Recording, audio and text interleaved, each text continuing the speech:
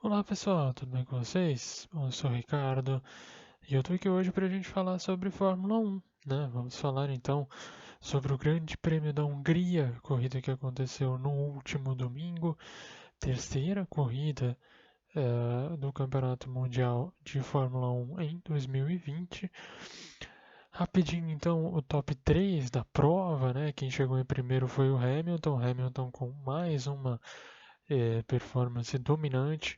Hamilton venceu praticamente de ponta a ponta, não teve nenhum adversário sequer próximo uh, nesse grande prêmio. Inclusive, no final ele até parou para colocar pneus novos e fazer a melhor volta, né? Tinha quase 30 segundos de vantagem para o segundo lugar, que foi o Max Verstappen. O Max conseguiu chegar na segunda posição, mesmo com todos os problemas, né?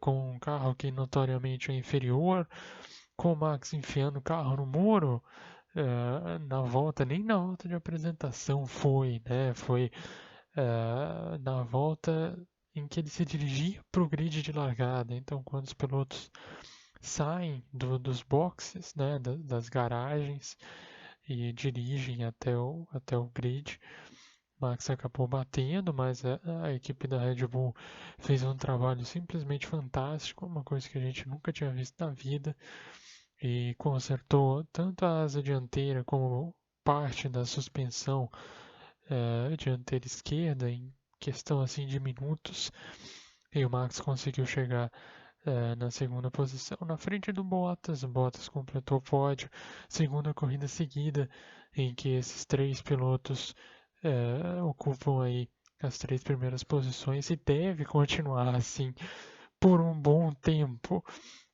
né? A menos que a gente tenha quebras ou uh, qualquer outro tipo de intercorrência. A tendência é que esses três pilotos dividam aí boa parte dos pódios uh, nesse, nesse ano de 2020. Vamos falar então sobre o fim de semana como um todo. Eu separei dois assuntos que eu acredito que são os mais interessantes para a gente falar. E um deles é a questão da Racing Point. Eu tinha comentado um pouquinho sobre a Racing Point no vídeo passado, né? Mas eu acho que esse Grande Prêmio da Hungria evidenciou algumas outras coisas e deixou a Racing Point numa posição diferente. Então é interessante a gente retornar aí para esse debate sobre os carros cor-de-rosa que estão realmente chamando muita atenção em 2020. Tanto nesse último vídeo sobre o Grande Prêmio da Estíria, como no primeiro vídeo, né, sobre o Grande Prêmio da Áustria, eu tinha comentado sobre a Racing Point, tá ali quase que no mesmo nível de Ferrari e McLaren, né? Eram três equipes que dividiram aí posições nessas duas primeiras corridas e dava a impressão que talvez o carro da Racing Point fosse um pouquinho melhor do que o carro de Ferrari e McLaren, só que essa diferença era compensada pelo braço, né? Então Vettel e Leclerc conseguiam tirar essa diferença diante de Stroll e Pérez. Só que na Hungria ficou assim evidente que a Racing Point tem um carro mais rápido do que a Ferrari, um carro mais rápido pelo menos do que a Ferrari. Racing Point classificou seus carros em terceiro e quarto, então ficou atrás apenas da Mercedes, deixou até a Red Bull para trás. A Red Bull teve um sábado horrível, né? Com o Max em sétimo e o Albon em 13º. E no domingo o ritmo da Racing Point também foi muito forte, né? Você pode argumentar, mas o Pérez chegou em sétimo, né? Chegou atrás do Vettel, só que o Pérez teve um problema na largada, o Pérez perdeu muitas posições na largada. O Stroll, que foi a Racing Point que largou bem, andou em segundo, depois conseguiu igualar ali o ritmo do Bottas, acabou sofrendo o undercut, né? O Bottas parou primeiro e conseguiu ganhar a posição. e depois se manteve em quarto com uma facilidade absurda, né? Então, o Stroll, durante toda a corrida, ele teve um ritmo de prova muito superior ao das Ferraris que vinham logo atrás, né? Do Leclerc, quando ele estava ali naquela posição, e depois do Vettel, que acabou ficando em quinto pela maior parte do Grande Prêmio. Então, talvez a gente já possa imaginar num grupo de 3 carros principais, vai. Mercedes, Red Bull e Racing Point. Talvez essas 3 equipes elas realmente estejam um passo à frente. A Red Bull é meio que uma incógnita, né? Porque, pô, os caras não conseguiram passar do Q2 no sábado com o álbum. E na corrida no domingo o álbum conseguiu chegar em quinto, né? Isso que tinha. Conseguiu chegar em quinto num traçado sinuoso e bem travado, que é o traçado da Hungria. Então ele realmente tinha um ritmo superior àqueles carros ali do meio do pelotão, né? Então a Red Bull ainda é uma coisa difícil da gente entender, mas a Racing Point no sábado, né, fechou a segunda fila e no domingo o carro que não teve nenhuma intercorrência na hora da largada conseguiu fazer uma corrida muito sólida e muito superior a desses adversários do meio do grid. Então acho que é justo dizer que a Racing Point nesse momento ela aparenta ter um rendimento de top 3, né?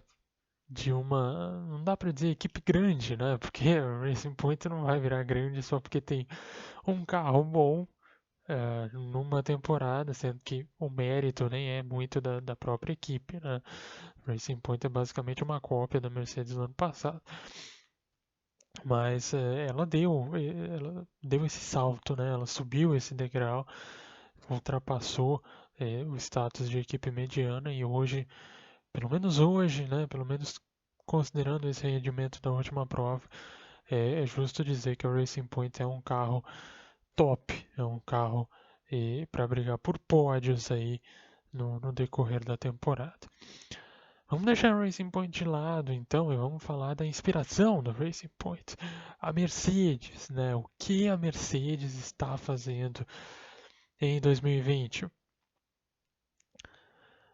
Ah, algumas informações, alguns gráficos, né? Muitas comparações de dados com as temporadas passadas mostram que esse carro da Mercedes para a atual temporada é tão dominante como aqueles que a gente viu em 2014,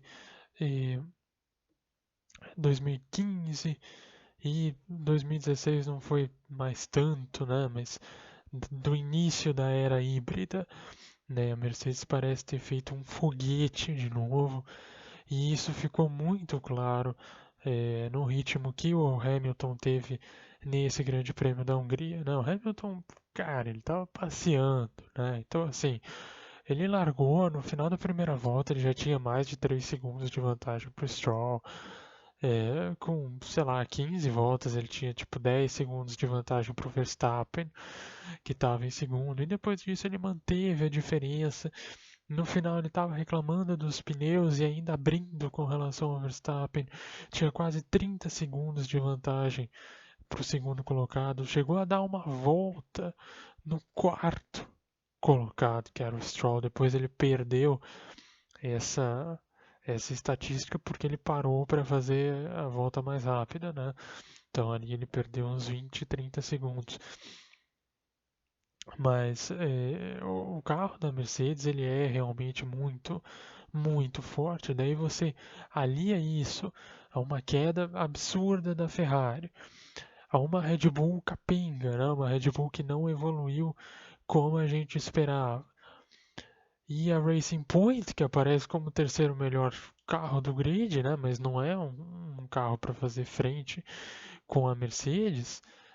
Aconteceu que a Mercedes deu o salto e os adversários ou estagnaram ou deram um passo atrás.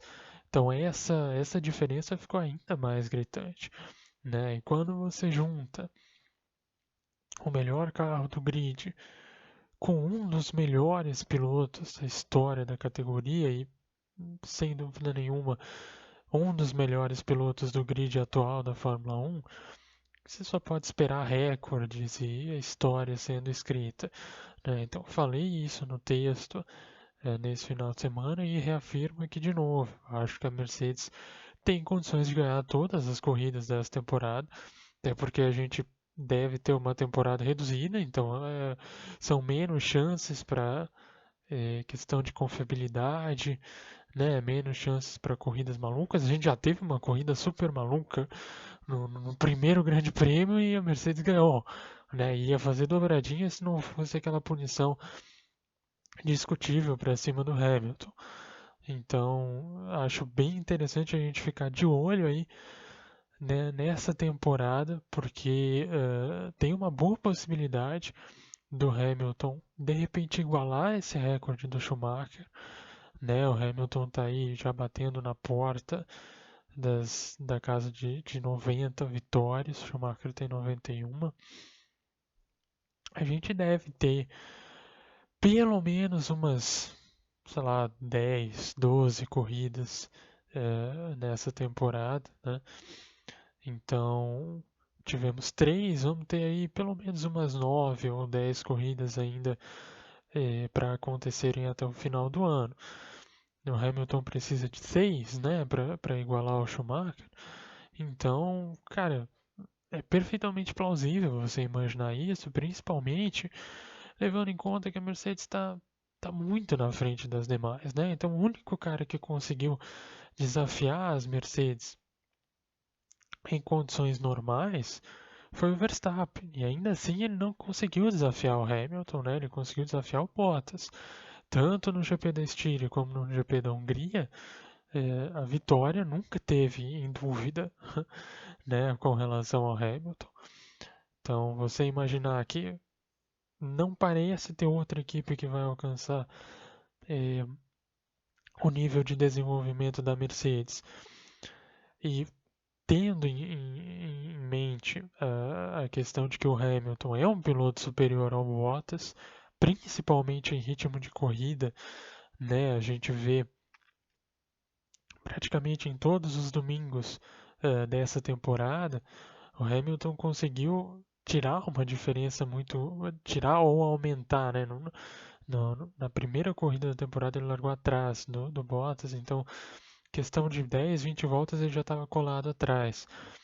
Nessas duas últimas provas ele largou da pole e logo abriu uma distância absurda para os outros carros, né? Então, quando você tem um cara que, meu, ele é muito bom e ele está num carro muito rápido, ele fica praticamente imbatível. A gente já viu isso acontecer algumas vezes.